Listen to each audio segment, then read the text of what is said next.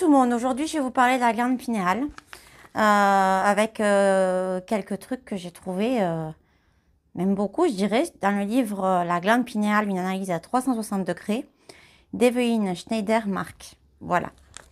Donc, on nous dit que la glande pinéale est un tout petit organe qui, au fil des ans et des influences extérieures, forme des calcifications qui se déposent dans la glande pinéale et nuisent à son fonctionnement. Pour détartrer ta glande des dépôts existants et pour l'activer, je vais vous dire quelques petits points qui vous aideront. Il faut les intégrer dans la vie quotidienne et vivre avec ça pour maintenir la fonction pinéale à long terme. Afin d'ouvrir l'œil interne, il est essentiel de faire face aux facteurs externes et d'éviter certaines choses, car seule une glande pinéale saine est en mesure de te faire ouvrir ton œil intérieur, pour une spiritualité pleinement vécue.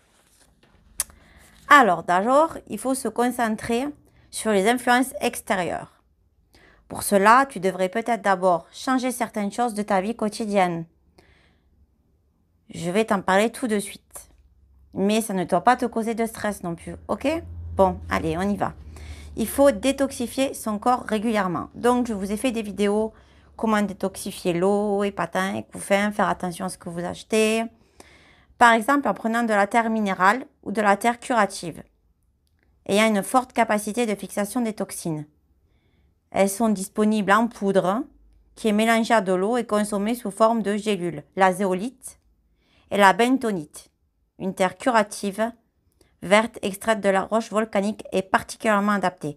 Je vous ai fait il n'y a pas longtemps une petite explication sur la zéolite d'ailleurs. Comme une éponge, les deux lient les acides et métaux lourds, les toxines bactériennes, les toxines de moisissure, les gaz intestinaux, etc. Ils ont un effet donc très positif et ça nettoie très très bien. Voilà. Et les anciens utilisaient des roches depuis des siècles et des siècles. Les animaux, j'en parle même pas, hein, ça leur arrive souvent. Les toxines sont liées à la terre et peuvent donc être rapidement évacuées par les intestins. Je vous ai fait ou expliqué plusieurs fois, notamment le fluor, d'où il venait. Où je referai une vidéo là-dessus, je ne sais pas si je l'ai faite en fait. Le fluor, pour info, c'est un déchet nucléaire. D'accord? Et il y en a partout. Et même, je sais qu'à certains endroits, ils en rajoutaient par bidon dans les endroits, vous savez, où on est censé nettoyer l'eau. Je n'irai pas dans les détails. Et on peut remplacer tout ça par du sel de table de l'Himalaya, par exemple, ou autre.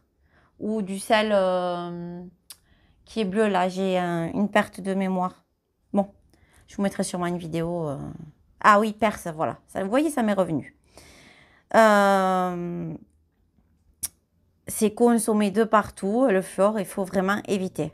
Parce que ça va calcifier votre glande pinéale. Voilà. Évitez également les autres toxines dans les produits de soins. Donc, perso, moi, les produits de soins, j'essaye de prendre des choses neutres, c'est-à-dire de l'eau faite avec de l'eau de vigne. J'essaye de prendre le moins de cochonneries possible. Je vais tout chercher dans les magasins pseudo-bio. Mais je fais attention à ce que je prends, voilà.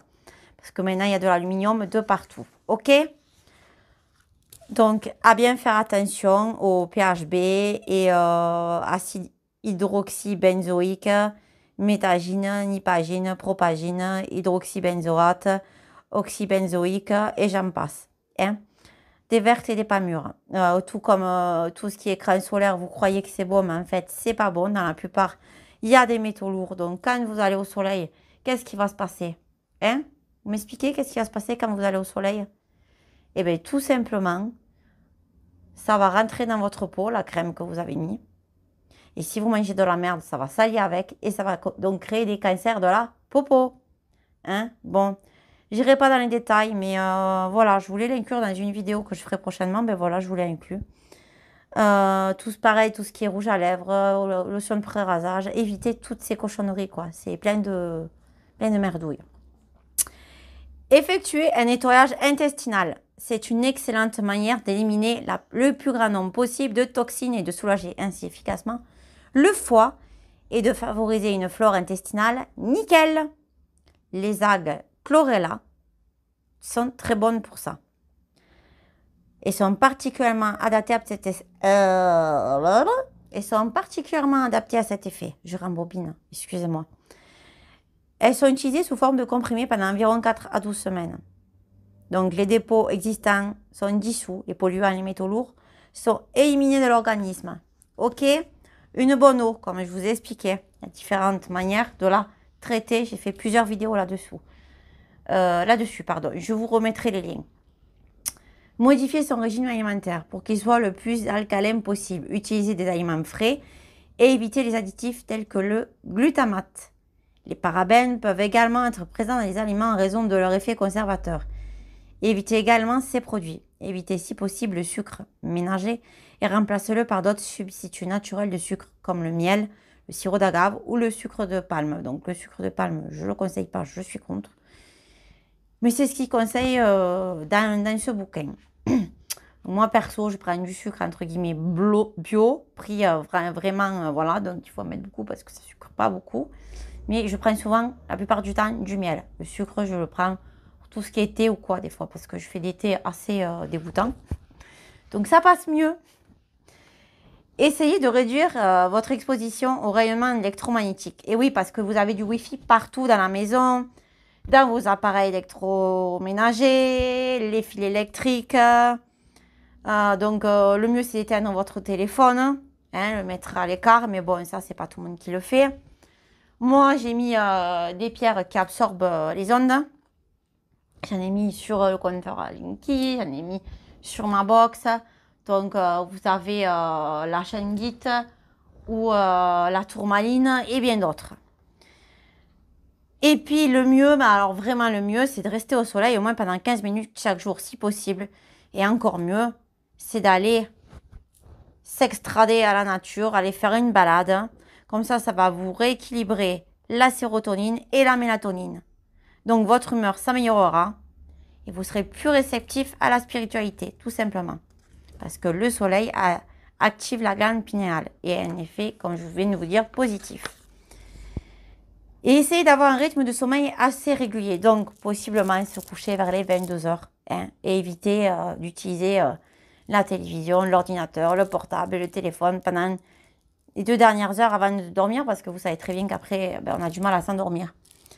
Et utiliser les huiles essentielles pour stimuler la glande pinéale. L'inhalation d'huile essentielle de néroli, par exemple, est adaptée à cette fin. Ensuite, les facteurs internes. Nous en arrivons maintenant aux influences intérieures qui sont davantage liées à votre attitude et à vos pensées, mais qui ont une importance phénoménale. Donc, vous pouvez chanter aussi souvent que vous le pouvez. Les vibrations génèrent et stimulent la glande pinéale. Moi, je chante souvent, j'aime ça. Exercez-vous à vous aimer et à aimer l'inconnu et à aller le découvrir. Donc, faites vos recherches par vous-même. Allez fouiner. Je vous ai fait plein de vidéos sur différents sujets. Je continue. Essayez toujours de vous mettre à la place des autres et de comprendre leur point de vue. Donc, j'avoue, c'est pas évident, des fois. Surtout quand des personnes plus élevées te disent certaines choses, donc tu es censé croire eux. Et puis qu'au final, c'est l'autre personne qui a raison. Tu le savais au fond de toi, mais voilà, encore une question d'ego. J'avoue, c'est dur de se battre avec ça. C'est important aussi de se battre avec son ego. Renoncer aux pensées bien mal et noir-blanc. Vous voyez, tout blanc, même tout pur, même quand, dans le pire des cas, moi, c'est ce que j'ai toujours fait dans la life. Et apprendre quelque chose de nouveau tous les jours, peu importe quoi. Bon, moi, perso, je lis tous les jours, quasiment. J'en apprends tous les jours, vu ce que je fais. Exercer votre créativité artistique. Bon, moi, je le fais malheureusement avec le téléphone. Mais des fois, je le fais manuellement parce que j'adore créer des nouvelles choses. Actuellement, j'ai pas le temps parce que j'ai d'autres projets. Mais c'est des choses quotidiennes qui sont importantes à exercer. Affronter ses expériences et ses rêves nocturnes, ça aussi c'est important. Fais l'expérience de sujets spirituels, non seulement intellectuellement, mais aussi existentiellement, avec tout ton cœur. Parlez avec votre cœur, allez chercher les choses, mais parlez avec votre cœur. C'est franchement ce qu'il y a de plus pur et de plus important. Pratiquer la pleine conscience et redécouvre ce que tu sais déjà. Bon, ok. Il faut s'efforcer de surmonter ces états émotionnels tels que les peurs, les sentiments de culpabilité, d'inutilité et de futilité et éviter le stress. Ce que je dis souvent à plein de gens, zen, prends les choses zen. La méditation est donc un excellent moyen d'ouvrir son troisième œil. Il faut en apprendre davantage sur le sujet. Vous avez différentes vidéos là-dedans. Et puis les signes qui prouvent que ton œil, troisième œil s'ouvre, ben ça peut être différentes choses. Hein. Tu peux sentir des choses bizarres, des odeurs bizarres, un moyen de pression entre tes sourcils. Quand c'est plus profond, tu peux sentir tes capacités donc se multiplier, je dirais même. Hein. Même en étant éveillé, mais penser à se reposer et faire des méditations même en dormant. Qu'est-ce que je pourrais vous dire d'autre? Ah oui, oui, bien sûr, la photosensibilité, pardon. Quand ton troisième œil est vachement ouvert, tu es vachement plus sensible à la lumière. Moi, c'est mon cas. Et il y a des exercices à faire d'ailleurs pour tout ça, pour le travailler. Et puis, vous verrez les choses donc autrement. Hein. Donc, je vous invite à acheter ce livre-là. Et possiblement, vous pouvez avoir des maux de tête aussi. Il y a des exercices très sympas à faire.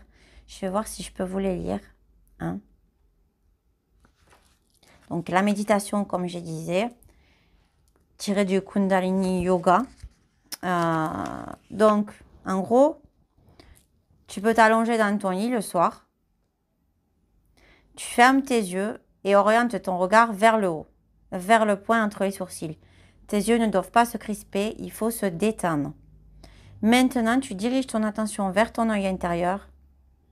Maintiens l'orientation du regard. Après un certain temps de relaxation plus profonde, tu seras peut-être en mesure de voir des couleurs et des formes. Tu verras peut-être aussi des images qui clignotent et disparaissent pendant un court instant. Observe ces impressions, essaye de ne pas influencer ce que tu vois. Surtout, surtout, surtout. Et se laisser simplement aller et venir. Peu importe si tu vois du noir, il faut continuer à regarder et plongez-vous dedans.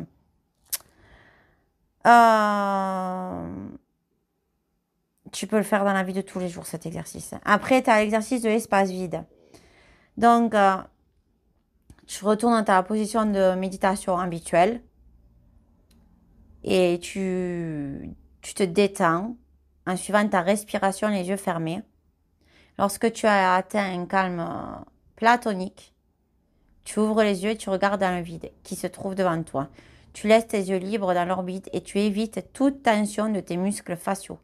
Si tu pratiques cet exercice dans une pièce, ton attention ne doit pas se porter sur le mur, mais sur l'espace entre toi et le mur. Cet exercice se conjugue aussi parfaitement avec un point de vue sur le ciel ou la nature. Au début, ça peut être difficile.